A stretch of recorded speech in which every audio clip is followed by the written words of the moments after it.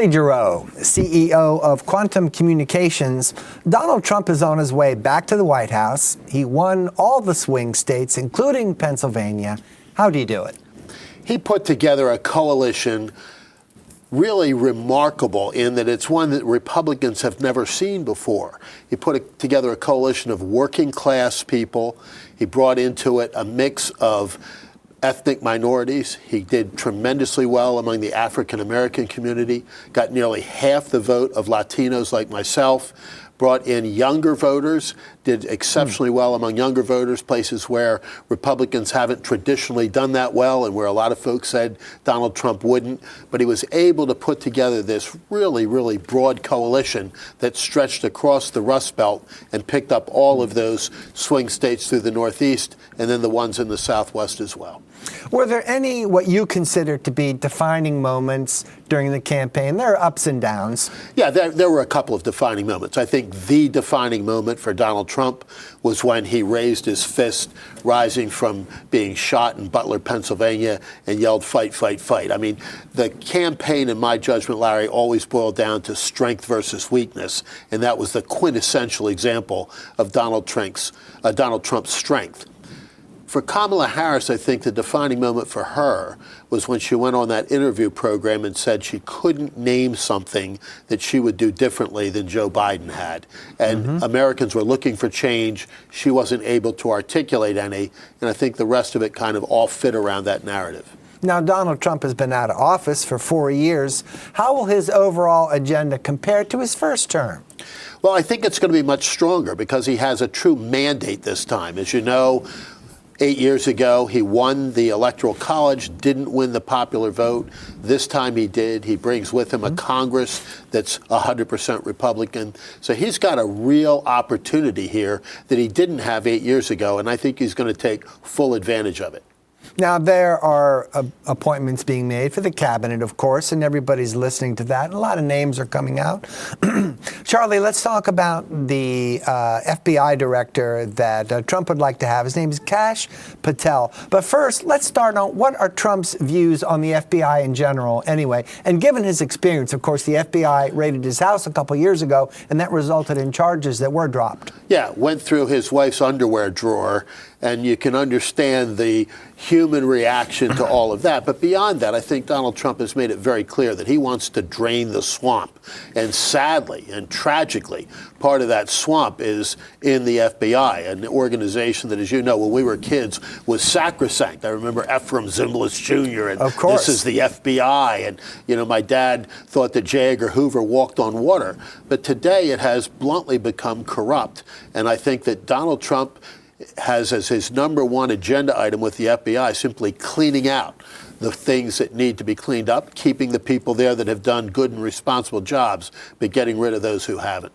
So he wants a fellow named Kash Patel to head up the FBI. So what do we know about his background at this point? Interestingly, he was in the Obama Justice Department, but he has, in more recent years, been a very, very significant advisor to President Trump, was in his first administration, helped him throughout the period when President Trump was out of office, and now comes into a job where I think he will do yeoman work.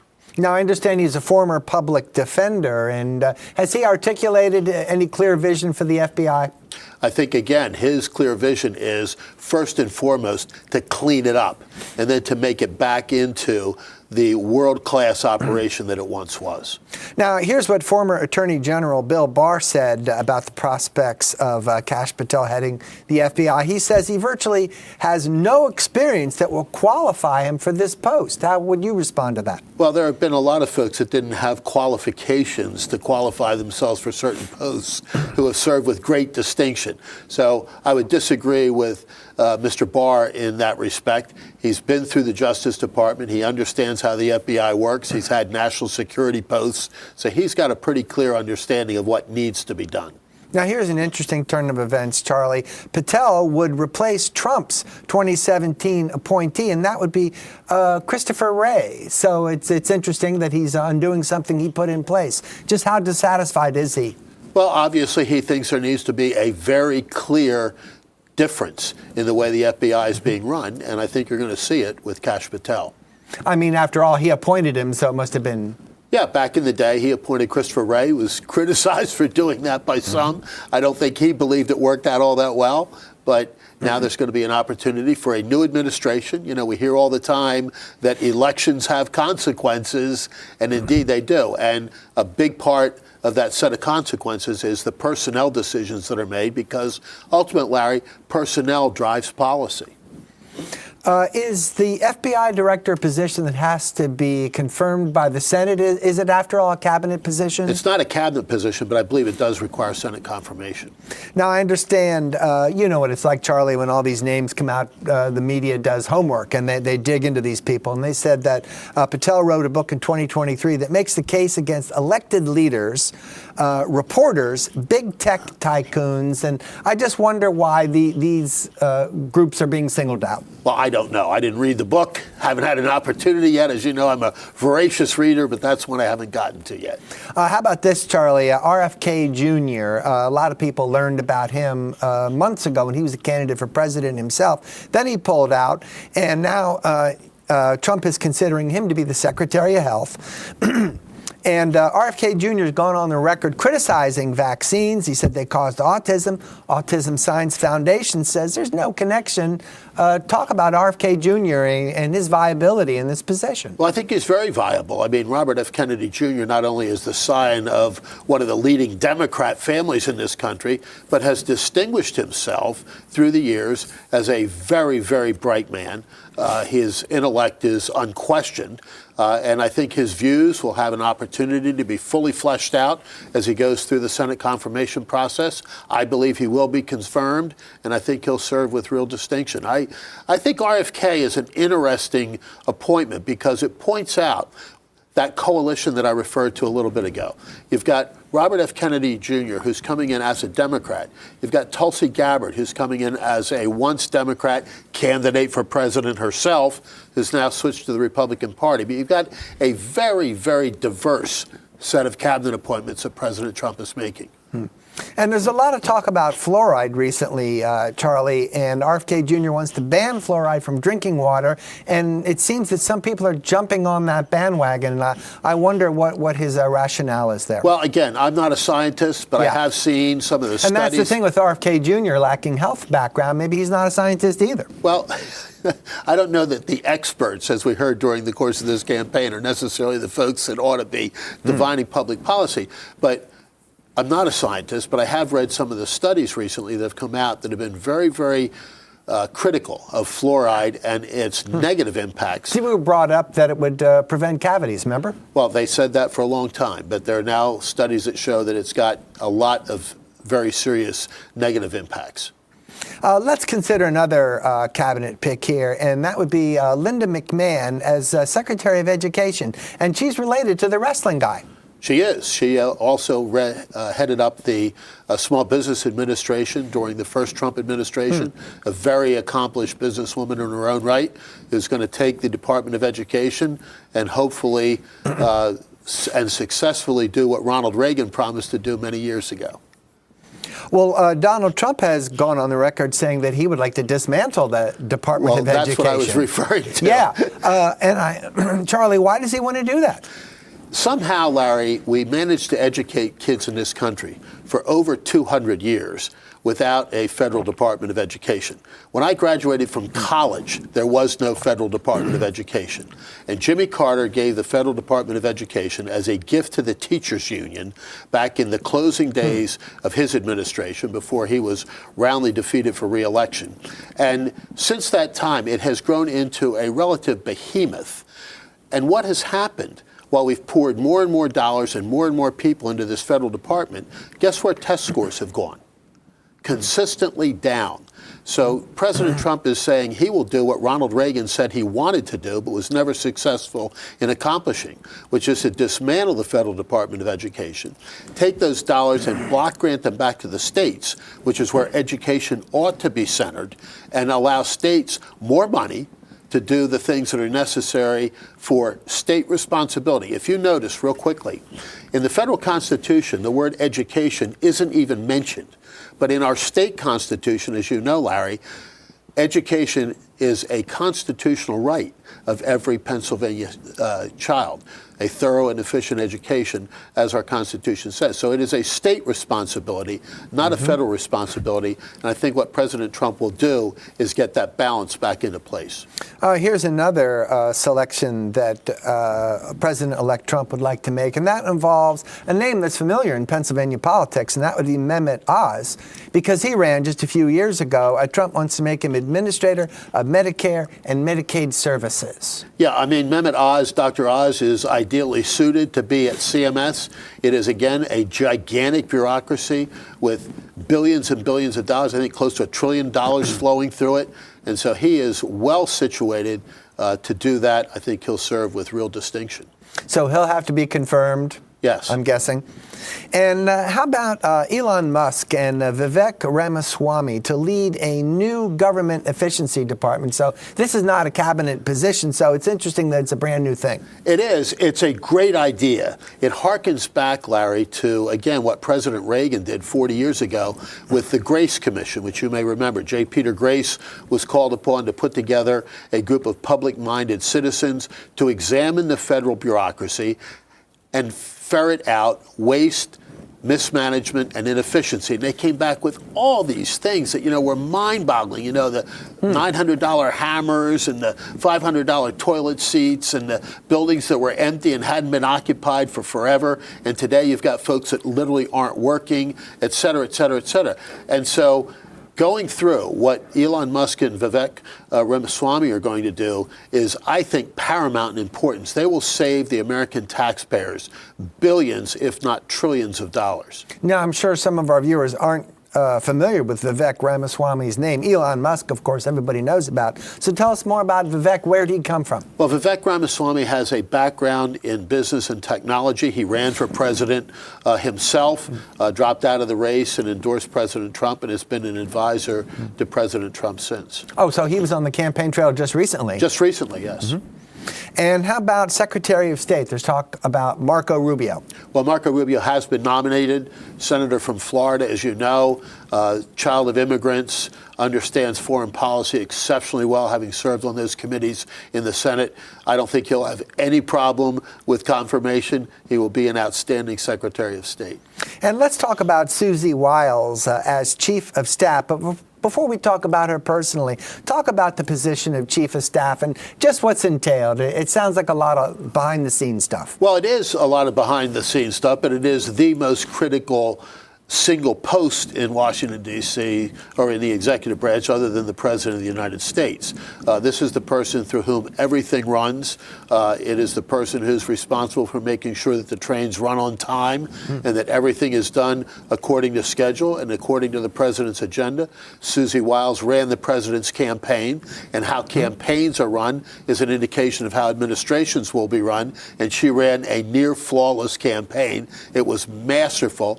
I've known Susie Wiles for a long time. I can tell you that she is a really, really wonderful woman, somebody who prefers to stay behind the scenes, doesn't seek the limelight, doesn't want a lot of headlines, wants to get the job done, and believe me, she will. And even though you're behind the scenes, it sounds like there's some pressure involved. There's a lot of pressure involved. As I say, it's the critical choke point in the administration. The President's every activity and agenda item runs through the Chief of Staff. And Treasury Secretary, the talk is about Scott Bessent. What do you know about him, Charlie? Again, a financier, very close to the President, somebody that has promoted the President's policies, will be, I think, the highest ranking gay official in the history of the country. So that is, another part of that coalition that Donald Trump has put together that isn't traditionally, silk stocking country club Republicans. And for Attorney General, the talk is about Pam Bondi. And what do you know about her? I understand she did defend Trump at his first impeachment. She successfully defended Donald Trump in one of the impeachment trials. Pam Bondi, an outstanding lawyer, was the Attorney General of Florida, one of the biggest states in the union, and she will serve with great distinction. I've had the pleasure of working with her on a couple of occasions. She is top rate. So our viewers, of course, are concerned about taxes, changes in tax policies, and which Biden tax policies are likely to be changed under Donald Trump. Well, I think the most important thing is you're going to see a move to permanently put into place the Trump tax cuts. And that will have great benefit to every taxpayer in America. And beyond that, I think that the old Milton Friedman adage of I'm for any tax cut, anywhere, anytime that's possible, will be kind of the rule of understanding for this administration. And if Ramaswamy and Musk are successful in what they are going to do, and I believe they will be, it will give taxpayers another opportunity to get some relief, because otherwise taxes are going to continue to skyrocket as the federal debt continues to grow and interest payments alone become a bigger and bigger portion of the federal budget. And what about the corporate income tax rate as far as companies are concerned here in Pennsylvania? Are some changes on the horizon in the federal government? Well, I don't know about that, but I know here in Pennsylvania we need to continue to reduce our CNI. It's ramping down as we speak. It's ramping down. It needs to go even faster. And what about the Inflation Reduction Act? That was something that the Biden administration talked about, addresses climate change. Where does Trump stand there? Well, let's be candid. These pieces of legislation get interesting names because it didn't reduce inflation. It drove inflation way up. We saw near record inflation under the Inflation Reduction Act. It has been a political joke, and it needs to be put far in the rearview mirror. What about the future of what's become known as the diversity, equity, inclusion, and certain hires? I think you're going to get back to a model based upon what Dr. Martin Luther King suggested to us all, that it ought to be the content of our character, and beyond that, the ability and merit of the individual, rather than checking some box about where they were born or what the color of their skin is or their sexual identity or anything else. What about civil rights, Charlie, for trans people in general? Where does that stand during this incoming administration? Well, I'm not sure what your question is, but I mean, the civil rights of every citizen are the same regardless of whether or not they have a particular sexual preference. Joe Biden has said we have to phase out fossil fuels. And what direction will we go when Donald Trump gets back in the White House? I think you're going to see Donald Trump trying to build American energy across the board, every form of energy, from so-called renewables with solar and wind, et cetera, but also with natural gas, which is a huge benefit to Pennsylvania. He has said as much, and I think he will be absolutely committed to the safe and responsible development of natural gas. But I think you're also going to see, particularly with the demand that AI is putting on the energy sector, some new nuclear facilities. Let's talk about foreign wars out there, Charlie. Israel, Hamas, Ukraine, Russia. Now, Donald Trump has said on several occasions he would end those wars, but on no occasion did he say how. Are you aware of any details that have come out recently? Well, he hasn't called me and told me what the details are, Larry. Maybe you read something in the paper I missed, Charlie. That's what I'm getting at. No, I don't know that there have been a lot of specific pronouncements about how he's going to do that. But you have seen President Trump as a very adroit political deal maker on the international level. And I know that he is absolutely committed to ending these wars and the carnage that goes with them. And I believe that he will be successful in the relatively short term. Now, our last subject, Charlie, will be immigration. And we know President-elect Trump has talked about what's been referred to as mass deportation. We've been hearing about this for months now. Where might those plans be? Where would one start? What kind of specific details are known at this point now that he's won the election? Well, Tom Homan, who is going to be the quote-unquote border czar, has made it very, very clear that the mass deportation, which the media likes to call it, but it's really the across-the-board deportation of known criminals that have violent criminals, rapists and murderers that have come into this country illegally. Those are going to be the folks that are going to be sent back home. And I think it's really, really important to focus on that. As you know, Larry, I'm an immigrant myself, carried a green card for quite a period of time. And those of us who came to this country legally have a particularly strong view about those who came here illegally. And we go back to the words of Father Theodore Hesburgh, who once said, we have to slam the door, the back door, on illegal immigration in order to keep the front door of legal immigration open. My last question for you, Charlie, is now that we're heading into this second Donald Trump administration, what are you keeping an eye on, especially what interests you the most that's most provocative or stimulating about this new administration? That's a great question. I'm going to look very, very carefully and closely at what Vivek Ramaswamy and Elon Musk are able to do at the Department of Government Efficiency. I think that's going to be really, really fascinating to watch. I think the question that you asked right up front, what Kash Patel is able to do to clean out the FBI, is going to be really, really interesting to watch. But I think across the board, watching these various departments implement the mandate that President Trump was given on November 5th is going to be something that all of us are going to enjoy watching. Charlie Gerow, CEO of Quantum Communications, thank you very much. Great to be with you, Larry.